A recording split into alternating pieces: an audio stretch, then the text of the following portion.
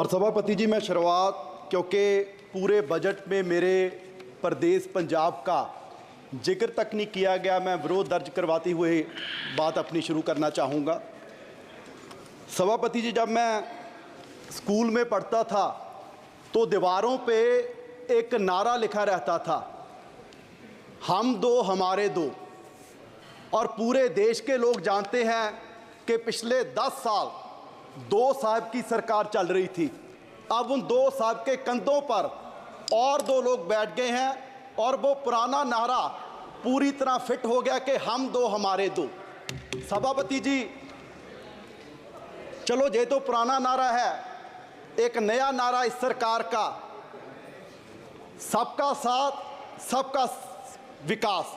लेकिन मुझे लगता है कि वो नारा भी 2 का विकास बाकी सबका सत्यानाश इस बजट में सारा कुछ दर्शाया जा रहा है। सभापति जी, जिस दिन इलेक्शन का रिजल्ट आ रहा था तो स्वाभाविक है सारे लोग अपना देख रहे थे और पूरे देश का भी देख रहे थे कि क्या बन रहा है, किसकी सरकार बन रही है। और जब बीजेपी की सुई 230 और 40 के बीच अटकी हुई थी तो हम सोच रहे थे कि 5-10 और कम हो जाएं और कम हो जाएं। लेकिन अब मैं कहता हूं भगवान का शुक्र है कि आपकी 240 आ गई। अगर 5-10 और कम हो जाती, पता नहीं बाबूजी नायडू जी के साथ कोई और बाबूजी आ जाते और इस वजह से और शिक्षा का, स्वास्थ्य का, मनरेगा का और किसानों का बजट और कम हो जाता। मैं समझता हूं कि पिछले 77 वर्ष से इतना मजबूरी बस बजट किसी सरकार ने नहीं पेश किया होगा जितना इस बार एनडीए सरकार ने बजट पेश किया है। मैं समझता हूं कि ऐसे नहीं कि हमारे जितने विपक्ष के साथी हैं वो बहुत खुश होंगे इस बजट से, क्योंकि हरियाणा वाले हैं, महाराष्ट्र वाले हैं, उनके वहाँ तो इलेक्शन भी है। लेकिन मैं उनको कहना चाहता हूं कि आप सरकार की मजबूरी समझिए। यूं ही कोई इतना बेवफा नहीं होता, कुछ तो मजबूरियां रही होंगी और मजबूरी सिर्फ यही है कि वो सत्ता वाली कुर्सी बचानी है और उसके लिए कुछ भी करना पड़ जाए। और उसके लिए आपने अपने बजट में जो 4 बातों का जिक्र किया है कि युवा का, किसान का, महिलाओं का, गरीबों का ख्याल इस बजट में रखा गया है। तो सभापति जी, किसानों से वादा किया गया था कि 2 गुना उनकी आमदनी करेंगे, एमएसपी का वादा किया गया। लेकिन बड़े दुख की बात है कि इसमें 27% फर्टिलाइजर पे सब्सिडी कम करके उन किसानों पर नया वोट पाने का काम किया गया और उनकी आमदनी और कम कर दी गई। क्या आपने कहा कि गरीबों की सरकार है और गरीबों को सबसे बड़ा बेनिफिट पूरे देश भर में अगर मिल रहा था तो मनरेगा से मिल रहा था और उसका भी बजट कम कर दिया। और उसमें जो महिलाओं की बात इसमें की गई है, सबसे ज़्यादा महिलाएं ग्रामीण क्षेत्र से, अगर कहीं से उनको इनकम है तो मनरेगा से है। सो बड़ी शर्म की बात है, आपने ना गरीबों को छोड़ा ना महिलाओं को छोड़ा। और उसके बाद युवा की बात की गई। सर, आपके ही इकोनॉमिक सर्वे में जिक्र किया गया कि भारत क्योंकि युवा देश है, यंगिस्तान है, तो यहाँ एआई पर हमारे रिसर्च नहीं हो रहा। जितने रिसर्च पेपर्स हैं, अगर हम अमेरिका से कंपैरिजन करें, चाइना से कंपैरिजन करें तो हम बहुत पीछे हैं। तो उस पर फंड देने की जरूरत थी। पर सर, बड़े दुख की बात है कि आपने आईआईटीज का बजट कम कर दिया, आईएमएम्स का बजट कम कर दिया। क्या इस तरीके से हम देश को आगे लेके जाएंगे? हम बात कर रहे हैं, मैडम भी बोल रही थे कि जी 10 साल पहले ऐसे थे, 10 साल पहले ऐसा था। सर, सिर्फ आंकड़ों से भारत आगे नहीं जाएगा। अगर पूरी दुनिया में भारत की पोजीशन देखनी है तो हैप्पीनेस इंडेक्स में हम 2016 में 118वें नंबर पर थे और अब 126वें नंबर पर चले गए। ग्लोबल हंगर में हम 111वें नंबर पर हैं 125 देशों में।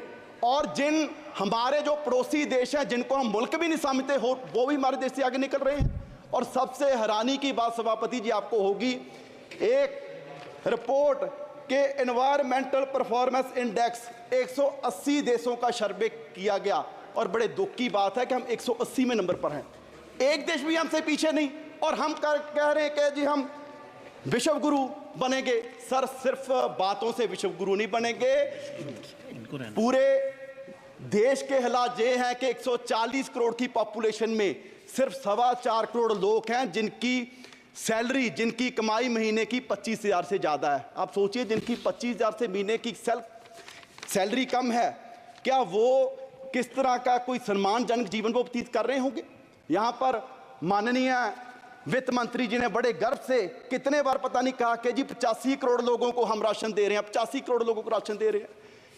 ये कोई गर्व की बात नहीं, मुझे लगता है कि सरकार के लिए शर्म की बात है कि पिछले 10 साल में आप 85 करोड़ लोगों को गरीबी से बाहर निकाल पाए और आप इसकी चीज को बड़े गर्व से बता रहे हैं। बैजा बैजा बैजा ओ बैजा ओ बैजा बैजा और सर बैजा, ऐसे देश आगे नहीं बढ़ेगा।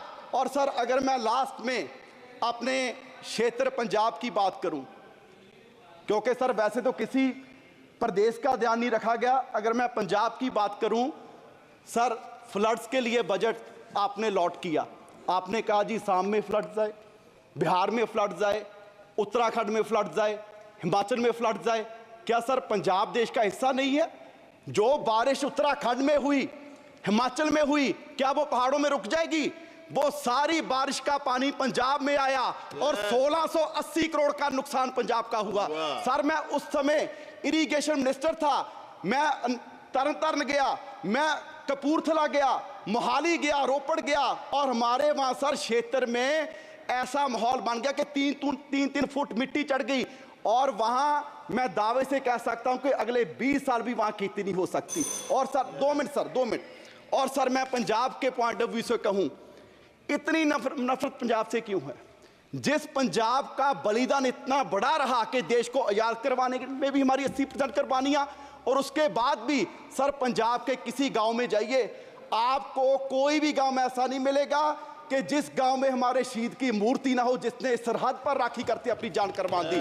आज भी कोई दिन नहीं होगा कि तिरंगे में लिपटी लाश हमारे नौजवानों की हमारे गांव में, हमारे पंजाब में ना आती हो, और उसका आप जिक्र तक नहीं करते।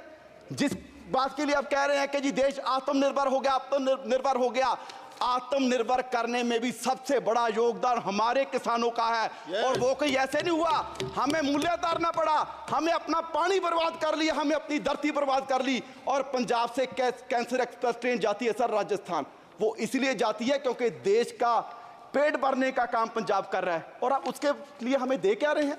हमारी झांकियां तक आपने 15 का 26 जनवरी में से निकाल दी। सो सर मेरी मांग है कि पंजाब को स्पेशल पैकेज दिया जाए, हमारी इंडस्ट्री बर्बाद हो रही है उसके लिए स्पेशल पैकेज दिया जाए।